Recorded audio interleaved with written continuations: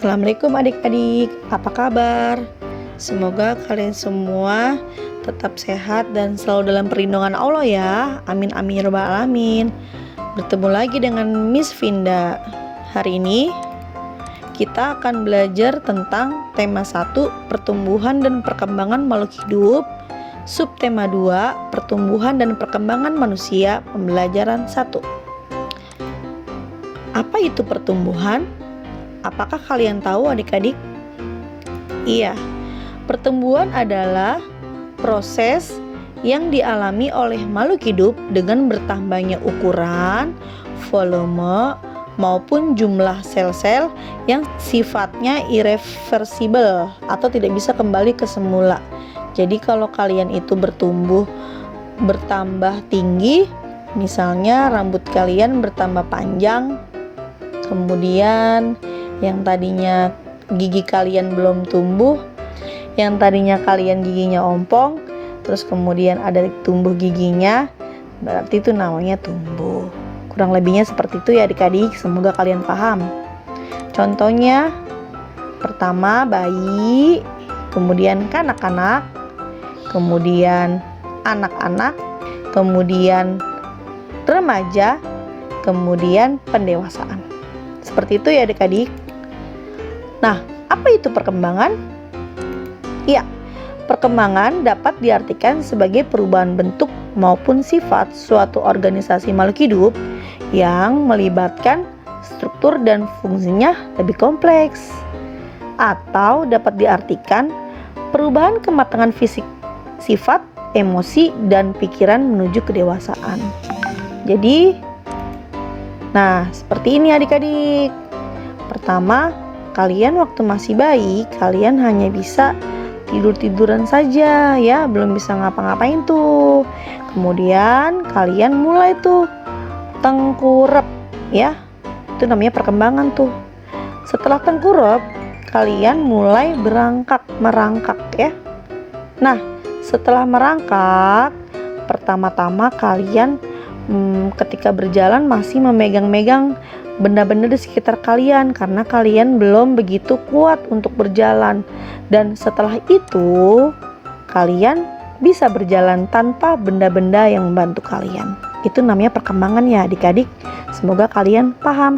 Kemudian ada lagi adik-adik, misalnya perkembangan kalian, misalnya yang tadinya berbicaranya masih belum lancar, nah kalian bisa lebih lancar berbicaranya. Kemudian ada lagi, misalnya kalian ketika sekolah masih TK menulis belum begitu lancar adik-adik, masih jelek ya, tulisannya kurang bagus. Nah kemudian ketika di SD tulisan kalian lebih baik. Nah itu namanya perkembangan ya. Semoga kalian paham sampai di sini. Lanjut. Nah, fase-fase pertumbuhan dan perkembangan manusia. Pertama, fase bayi dan kanak-kanak. Fase ini berlangsung sejak dalam kandungan atau rahim sang ibu. Sedangkan kanak-kanak yaitu ketika usia kira-kira mulai 2 tahun sampai dengan 5 tahun. Nah, jadi adik-adik kalian ketika di kandungan orang tua kalian, di ibu kalian tuh sudah berkembang adik-adik ya, sudah bertumbuh ya. Seperti itu ya adik-adik ya. Lanjut. Fase anak-anak berlangsung pada usia 6 sampai 12 tahun. Nah, ini kalian dari kelas 1 hingga sekarang itu namanya kalian menjadi anak-anak ya. Lanjut. Fase remaja, masa-masa peralihan dari anak-anak menuju masa dewasa adik-adik. Usianya mulai 11 sampai 12 tahun. Biasanya anak perempuan lebih cepat dalam fase ini ya. Dalam fase ini itu yang lebih cepat itu anak perempuan ya daripada laki-laki. Oke, lanjut. Fase dewasa, fase ini masa berlangsung pada kisaran usia 40 tahun sampai 60 tahun. Seperti itu ya. Kemudian fase usia tua biasanya dialami oleh orang tua kalian ya. Fase terakhir kehidupan manusia. Usia ini berlangsung dari 60 tahun sampai menghembuskan nafas terakhir.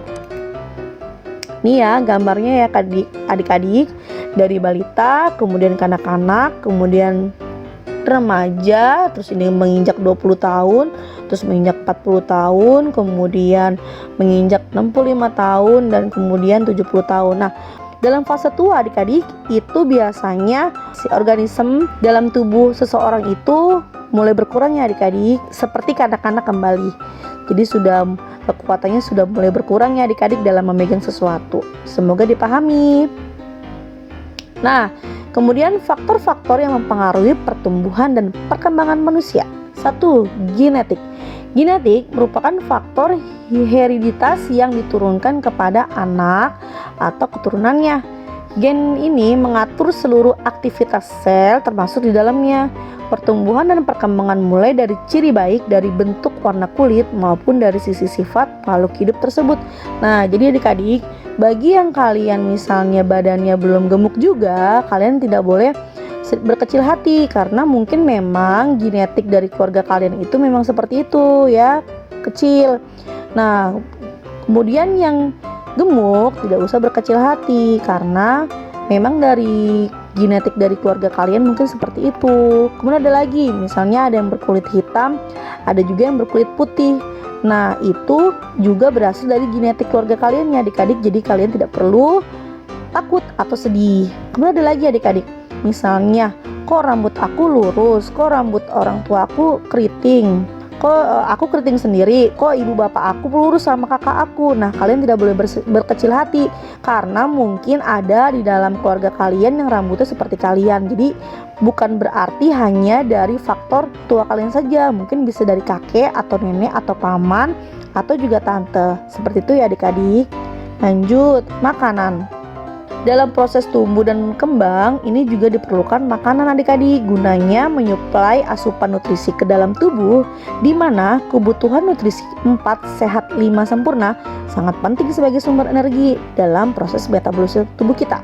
Nah, jadi kalian dalam mengkonsumsi makanan itu juga harus yang lebih baik ya adik-adik ya, jangan yang sembarangan karena itu dapat mempengaruhi pertumbuhan dan perkembangan kita gitu ya adik-adik ya. Jadi harus makanan yang bergizi, begitu ya.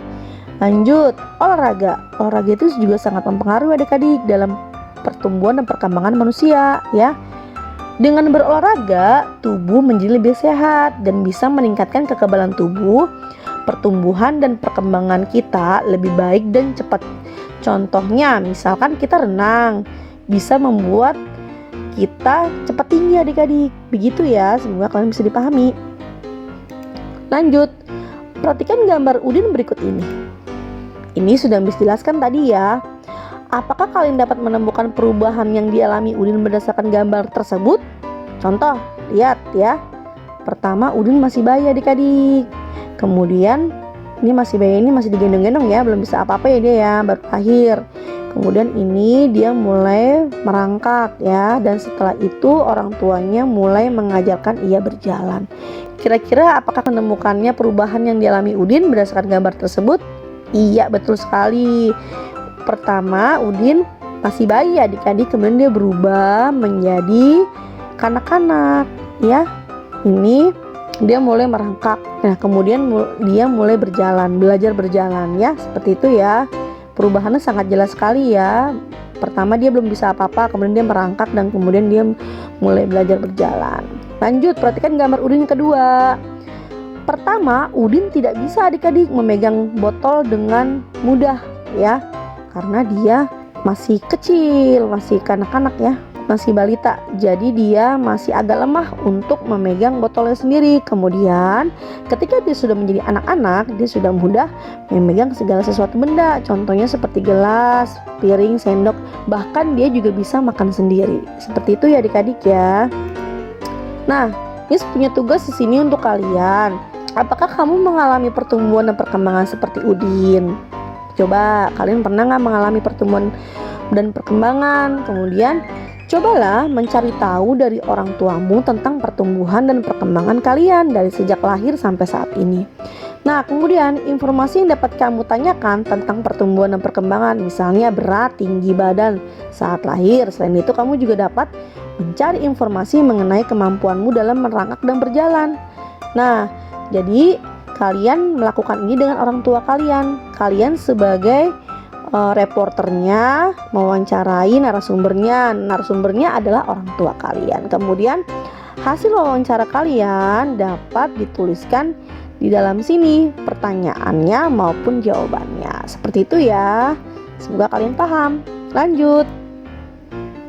Nah, kekuatan tangan manusia juga mengalami perkembangan. Contohnya seperti yang terlihat pada gambar di bawah ini.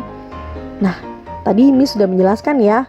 Jadi, kekuatan tangan seseorang itu mengalami perkembangan adik-adik. Awalnya kita tidak bisa memegang dengan kuat ya, memegangnya dengan lemah karena kita masih bayi ya. Jadi belum bisa memegang botol dengan baik ya, selalu jatuh karena kita belum kuat ya, kekuatan kita masih berkurang. Kemudian ketika kita sudah besar menjadi anak-anak, kita dengan mudah adik-adik memegang botol dengan tangan kita karena kekuatan manusia mengalami perkembangan. Seperti itu ya adik-adik, semoga kalian paham. Nah, kekuatan tangan dapat dilatih melalui kegiatan olahraga dan menari adik-adik ternyata. Nah, kuat dan lemah dari gerakan tangan digunakan dalam menari. Nah, coba tugas kalian kedua ya. Kalian melakukan gerakan kuat dan lemah pada tangan sesuai perintah berikut. 1. Lakukan gerakan kuat seperti orang yang sedang mendorong meja. Kemudian yang kedua, lakukan gerakan lemah seperti orang memegang kapas. Dapatkah kamu merasakan perbedaan dari kedua gerakan tersebut? Kalian nanti hasil percobaannya dituliskan ke dalam buku tulis kalian ya. Baik, lanjut. Nah, mari kita menari adik-adik. Kalian bisa mengikuti tarian ini. Nah, kemudian untuk contoh tariannya ada di deskripsi, kalian bisa klik di situ. Nah, adik-adik, perkembangan dan pertumbuhan manusia itu sangat banyak ya adik-adik ya. Dari mulai kalian belum bisa baca, kemudian kalian belum bisa menghitung. Nah, dari mulai bisa menghitung baru sampai satuan hingga puluhan, kemudian ratusan. Nah, sekarang kalian bisa menghitung hingga ribuan. Itu perkembangan kan adik-adik? Baik, kita akan belajar tentang matematika, tentang ribuan pastinya. Contoh penjumlahan teknik penyimpanan. Kemarin kita sudah belajar ya, hanya kemarin nilainya pas. Nah, sekarang kita akan menjumlahkan dengan teknik penyimpanan. Perhatikan nilai bilangan berikut ini. 2653 ditambah 3302 berapa ya? Kita uraikan. Ribuannya 2, ratusannya 6, puluhannya 5, satuannya 3. Kemudian ditambah ribuannya 3, ratusannya 4, puluhannya 0, satuannya 8. Kita jumlahkan. 3 ditambah 8 berapa? Iya, 11. Apakah kita naruh yang 1 di sini? Tidak bisa ya adik-adik. Jadi kita taruh dulu 1. Kemudian satunya kita taruh di atas ya, di atas 5 ya. Kemudian 5 ditambah 1 jadi turun 6. Kenapa? Nolnya itu tidak ada nilainya ya adik-adik. Kemudian 6 ditambah 4 itu berapa? Iya, 10. Tapi kita tidak bisa menaruhkan begitu saja. Kita simpan satunya, kemudian kita taruh nolnya ya. Satunya kita taruh sini, yang tadi disimpan, kemudian dijumlahkan dengan ribuannya. 2 tambah 3 sama dengan 5. 5 ditambah 1, 6. Jadi jumlahnya 2653 ditambah 3408 sama dengan 6061. Mudah kan adik-adik? Oke, baik adik-adik, terima kasih. Pembelajaran kita sampai sini saja. Nanti untuk yang lainnya kalian bisa nonton video-video selanjutnya dari Miss ya. Semoga dapat bermanfaat dan dapat membantu kalian semua. Wassalamualaikum warahmatullahi wabarakatuh.